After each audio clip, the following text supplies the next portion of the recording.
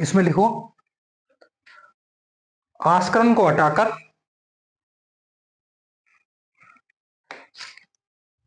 भारमल राजा बनी।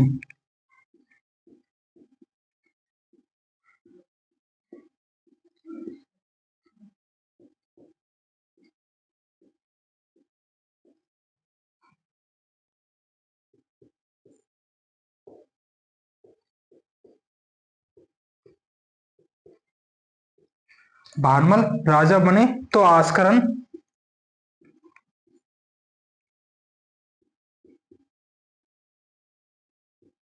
शेरशाह सूरी के बेटे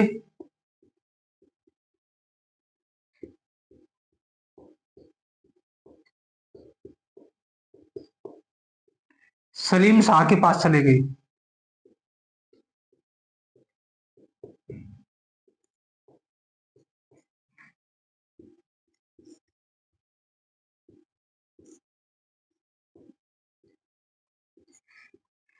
आस्करण के बेटे आस्करण शेरशाह सूरी के बेटे सलीम शाह के पास चले गए।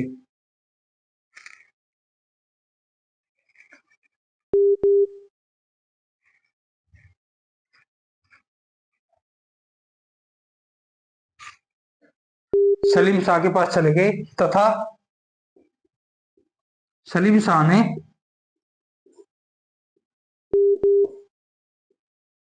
अपने सरदार हाजी खां को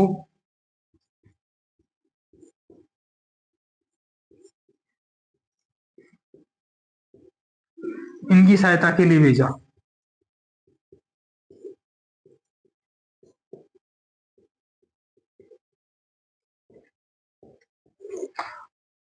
जैसे ही वो शेरशाह सूरी के बेटे सलीम शाह के पास गए तो सलीम शाह ने इनको सैनिक सहायता देने का आश्वासन दिया और हाजी खां को इनके साथ भेज दिया। और हाजी खां प्लस आस्करण इन दोनों ने मिलकर किसके पर आक्रमण कर दिया? बहरमल पर, आमेर पर आक्रमण कर दिया। जैसे ही आमेर पर आक्रमण किया तो एकदम से बहरमल जी पीछे हट गए। बहरमल जी ने सैनिक को शक्ति इतनी मजबूत नहीं थी, थोड़े दिन ही तो इतनी ज्यादा तरीके से डेवलप भी नहीं हुआ था, आर्थिक रूप से भी वो कमजोर हो रहे थे। तो उन्होंने कैसे भी करके राज को बचाने के लिए इनके साथ संधि कर ली और आस्करण जी को भी संतुष्ट करने के लिए उन्होंने क्या किया कि नरवर की क्षेत्र प्रदान कर दिया और इन्हें नरवर का राजा बना दिया। तो आस्करण को भी संतुष्ट कर दिया और हाजी खां को भी एक बड़ी मात्रा में धनराशि देकर एक संधि पर साइन करके संधि करके भेज दिया। तो इस तरीके से पहली बार तो ये ऐसे थोड़ा दिन के लिए काम चल गया, लेकिन कब तक काम मिलता? क्योंकि पूरी पारिवारिक कलेश में जैसे आपने देखा पृथ्वीराज के 4 बेटे थे, चारों बेटे कैसे बारी बारी से एक दूसरे, पूरनमल थे राजा, पूरनमल को हटाकर कौन आए? भीमदेव जी आए और भीमदेव जी को हटाकर एक तरीके से सांगा का अधिकार हो गया और सांगा को हटाकर फिर भारमल जी आए। इनके बेटे आपस में तो घिरे कलेश बहुत ज्यादा और फिर इनके बेटे भी आपस में कहीं कहीं एक दूसरे के विरुद्ध हो ही गए थे। तो आस्करण तो इस तरीके से चुपचाप बैठा दिए।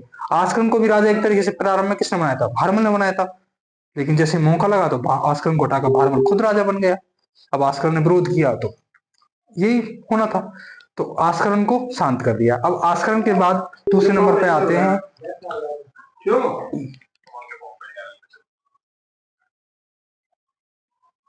आस्करण के बाद दूसरे नंबर पे आते हैं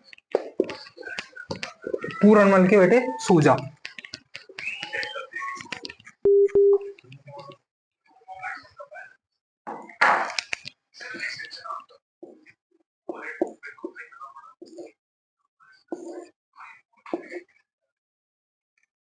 आवाज जा रही है?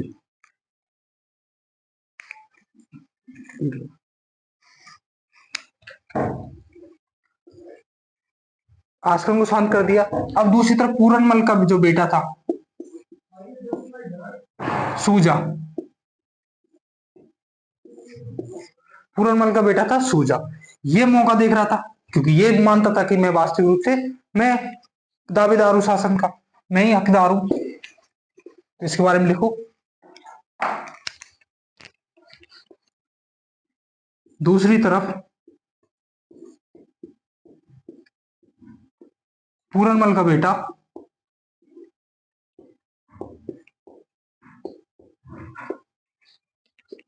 सूजा खुद को वास्तविक हकदार मानता था।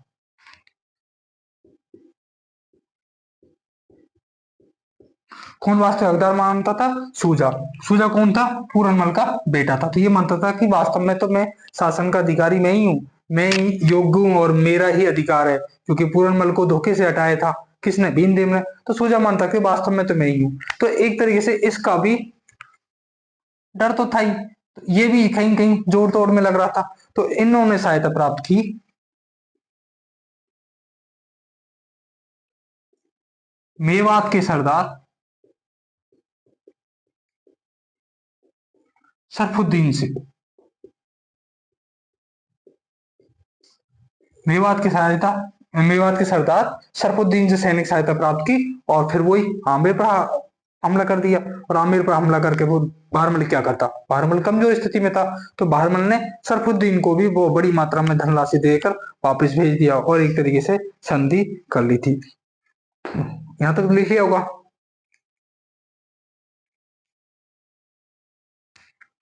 आगे पूजा लिखिए। खुद को अपना वास्तविक हकदार मानते थे, यही तक लिखा है सर। क्या? पूजा खुद को अपना वास्तविक हकदार मानते थे।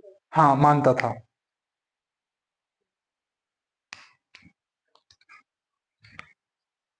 सूजा खुद को क्या मानता था? वास्तविक हकदार मानता कि शासन का वास्तविक में तो मैं ही हकदार हूँ, मुझे ही राजा बनना था, मेरा ही नंबर था। वो तो गलती से धोखे से जैसे भीमदेव ने पूरनमल को हटाया, क्योंकि पृथ्वीराज ने किसको राजा बनाया था? पूरनमल को। एक तरीके से नियम से चलते तो पूरनमल का बेटा ही सूजा आगे बनता था राजा। तो कहीं कहीं उसको खुद को भी अब ये कोई मतलब नहीं होता, राजा बनने के लिए वो नियम नियम सब साइड में जाते हैं, बस वो तो एक बहाने होते हैं मौके देखने के या सब चीजें। तो कुछ चीजें ऐसी थी कि सूजा खुद को मानता था। अब सूजा ने किससे सहायता प्राप्त की? मेवात के सरदार सरफुद्दीन के साथ में। आगे लिए इसलिए सूजा ने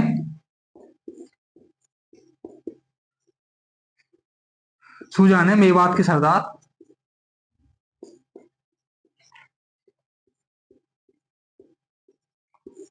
सरफुद्दीन के साथ मिलकर सूजा ने मेवात के सरदार सरफुद्दीन के साथ मिलकर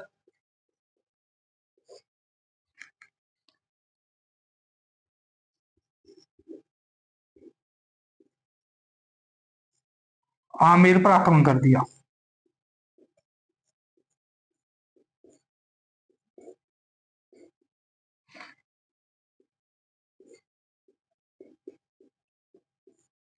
तथा बहरमल को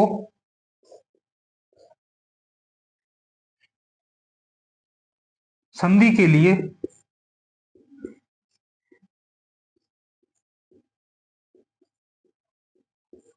मजबूर होना पड़ा।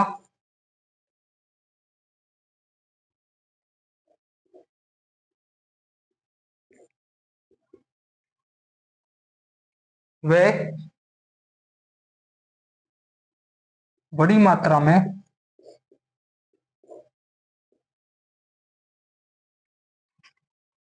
आर्थिक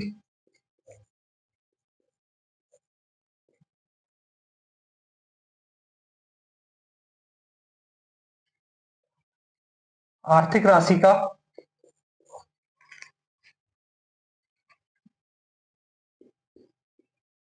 भुगतान किया।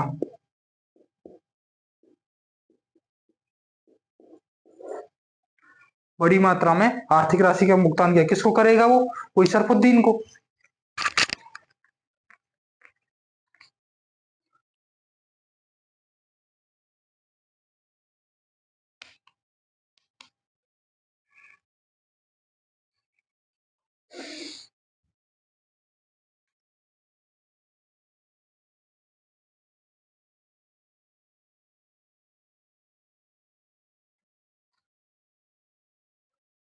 इसलिए सूजा ने मेवात के सरदार सरफुद्दीन के साथ मिलकर आक्रमण किया। किस पर आक्रमण किया? आमेर पर आक्रमण कर दिया। तथा भारमल ने संधि के लिए मजबूर होना पड़ा, वह बड़ी मात्रा में आर्थिक राशि का भुगतान किया। लिख लिया? कॉमन लिख लिया? Yes sir. ओके।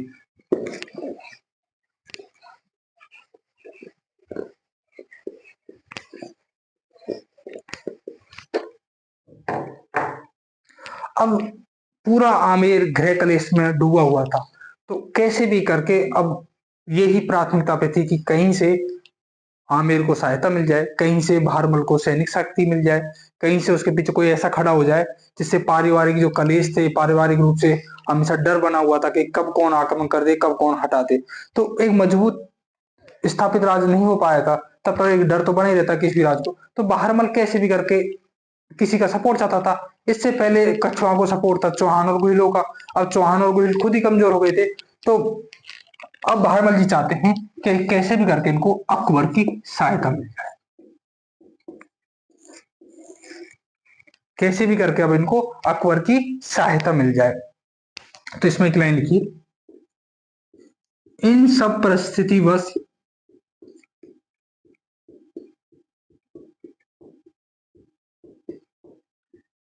इन सब परिस्थितिवश भारमल ने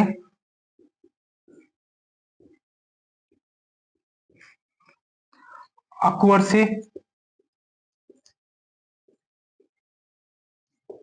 संपर्क करने का प्रयास किया।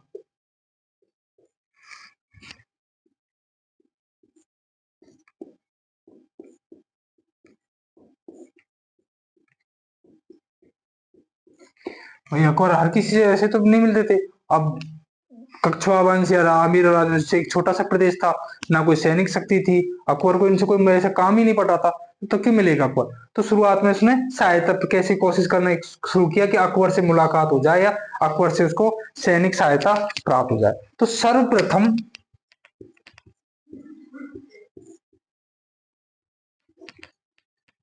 1556 ईस्वी में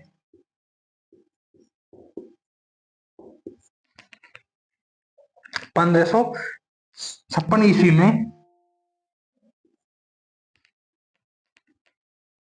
मजनू खां की सहायता से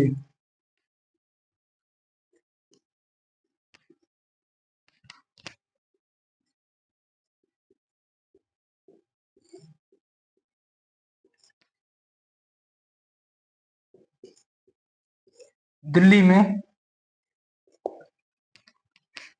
अकबर से मुलाकात की।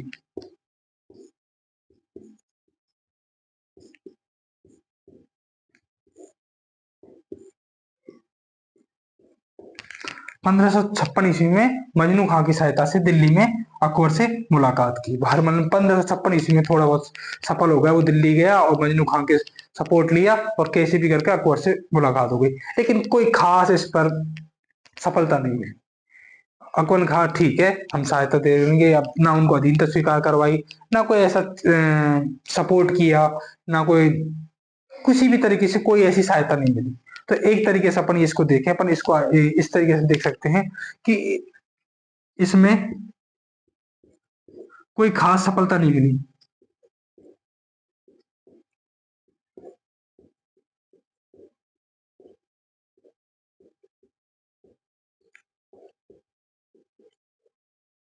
इसमें कोई खास सफलता नहीं मिली।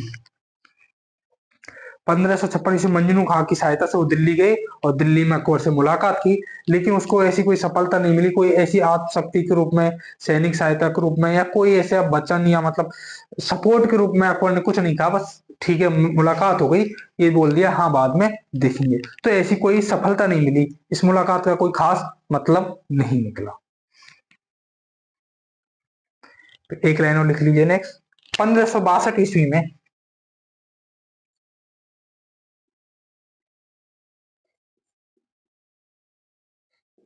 1562 ईस्वी में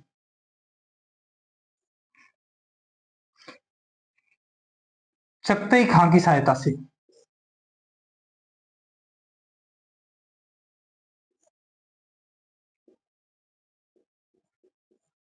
चगताई खां की सहायता से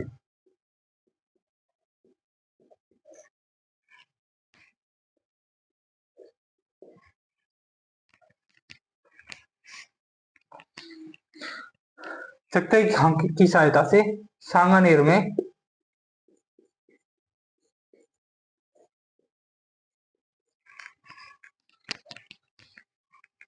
अकबर से मुलाकात की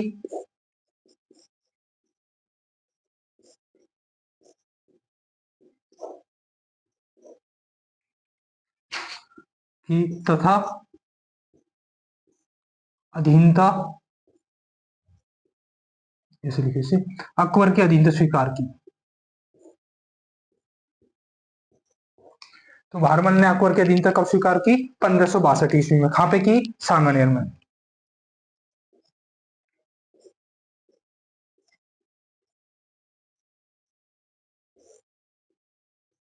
अभी कौन सा सांगानेर था? वही सांगानेर था अपना जो जयपुर में, जिसे अपन सांगानेर क्षेत्र कहते हैं, वही सांगानेर में था। वहां से गुजर रहे थे, कहाँ के लिए जा रहे थे?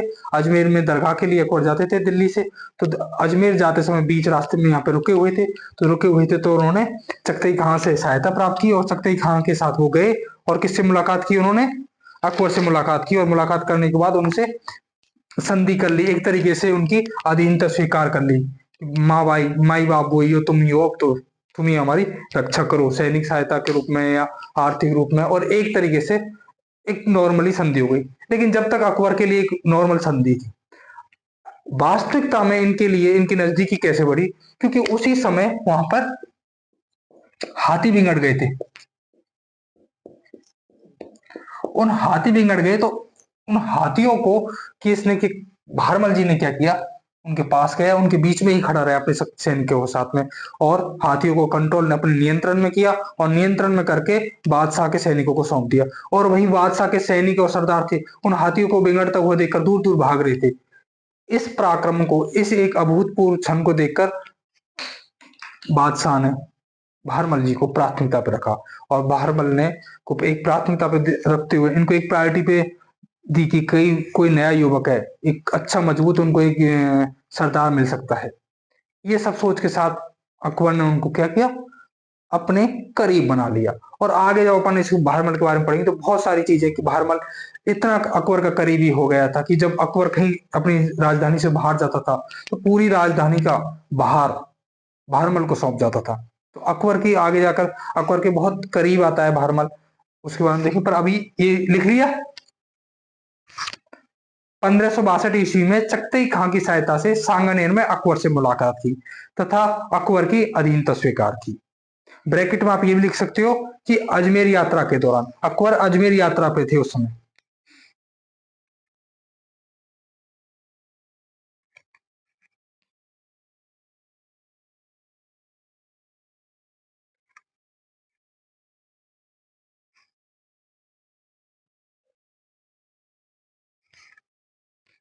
एक लाइन और लिख लीजिए इसमें।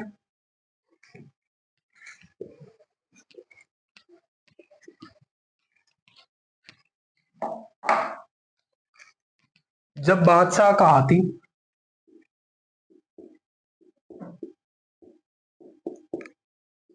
जब बादशाह का हाथी बिगड़ गया तो भारमल ने अपने नियंत्रण में लेकर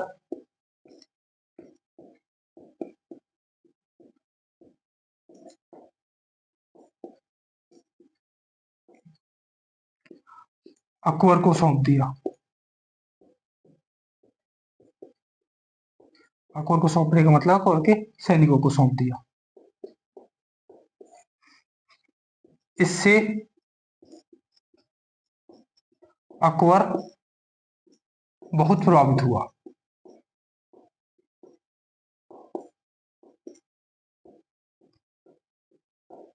फिर उसके जो सैनिक थे या उसके सरदार थे वो तो उन हाथियों को डर के मारे दूर भाग गए थे। वहीं बहरमल मजबूती के साथ उनके बीच में खड़ा रहा और हाथियों को अपने नियंत्रण में लेकर बादशाह को सौंप दिया। इससे अकबर बहुत प्रभावित हुआ। इसके बाद उनकी करीबियां बनती हैं और तब इनको आश्वासन देके जाता है कि मैं अभी तो अजमेर यात्रा के दौरान अजमेर के लिए जा रहा हूँ, जब वापस आऊंगा तब मैं आपसे और मुलाकात करूंगा, तब अपन और आगे बात करेंगे। तो उसके बाद इनके संबंध आगे बढ़ते।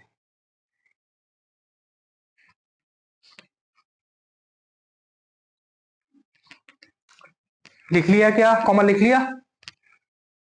Yes sir. ओके। मैं एक बार इसको फिर से रिवीजन करा देता हूँ, बाकी आप तो आज सब पतंगे उड़ा रहे हैं, है ना, तो इतना सही कर ले, फिर सब बोलेंगे कि दो चार वो भी कि आज तो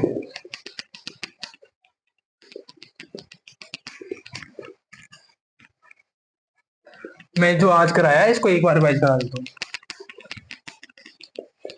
हाँ सर, पर जल्दी करा दो, मेरा क्या? नेट खत्म होने वाला है, जल्दी करा दो। अच्छा,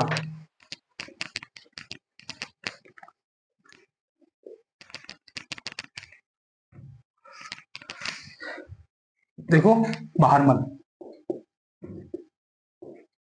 बहारमल में आमेर ने प्रशासन किया 1547 से 1573। ये राजा किसको बनाकर बने थे? आस्करन को। किसको राजा बनाकर बने थे? आस्करन। तो आस्करन जैसे हटे तो इनको विरोध किया, और उसने दूसरी तरफ सैनिक सहायता प्राप्त की, तो ये चले गए सलीम शाह के पास में। सलीम शाह कौन थे? शेरशाह सूरी का पुत्र था, और सलीम शाह ने इनको हाजी खां दे दिया। ये हाजी खां को बोल दिया जाओ सैनिक लेकर और इनकी सहायता करो।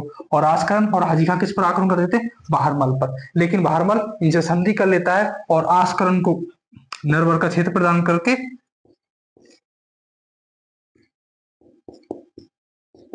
इनको नरवर का राजा बना देता है, तो ये इनको चुपचाप कर देता है। दूसरी तरफ बहारमल के एक और पारिवारिक विरोधी थे, वो थे पूरनमल के बेटे सूजा।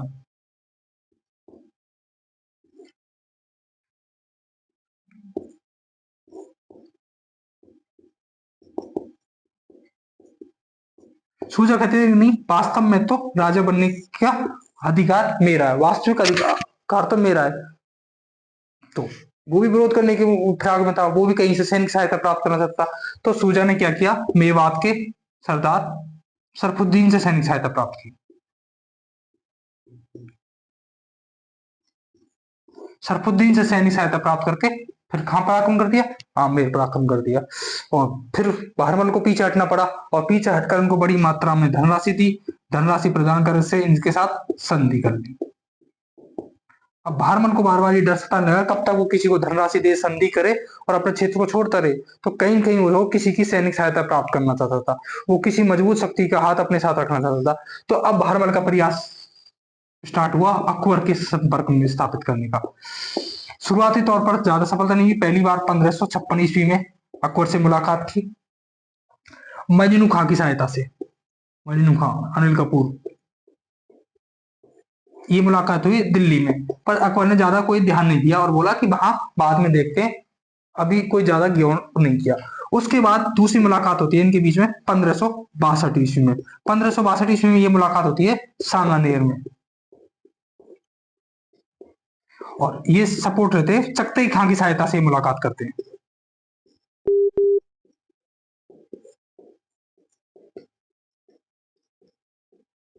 किसकी सहायता से? चकतई खां से की सहायता से मुगल बादशाह से अकबर से मुलाकात करते हैं और अधीनता स्वीकार कर लेते हैं। अकबर की अधीनता स्वीकार कर लेता है बहारमल। यहाँ तक तो नॉर्मल सिचुएशन थी, कोई ऐसी खास बात नहीं थी। पर वास्तविक रूप से अकबर प्रभावित हुआ किस बात से? अकबर प्रभावित हुआ कि वहां पर उसी समय जब अकबर ठहरा हुआ था वहीं पे बहारमल जी थे सांगानेर में ही, तो हाथी बिगड़ गया अकबर का। हाथी बिगड़ा तो बहारमल ने क्या किया? नियंत्रित किया, उस हाथी को नियंत्रित करके और बादशाह को सौंप दिया। इससे बादशाह बहुत प्रभावित हुए और आगे जाकर यही एक छोटी सी घटना उनके मध्य करीब आने का, एक मजबूत संबंध स्थापित करने का आधार बनी। तो आई होप कि अब थोड़ा बहुत समझ आ गया होगा, या लिख लिया आ गया ना, याद भी है कि इधर उधर की बातें आ गई है ना, तो अपन इससे आगे बाद में देख लेंगे, अभी तो पतंगे उड़ा लो। हाँ कोमल, दिया? हाँ सर। आया, आ गया, समझ आ गया? Yes sir.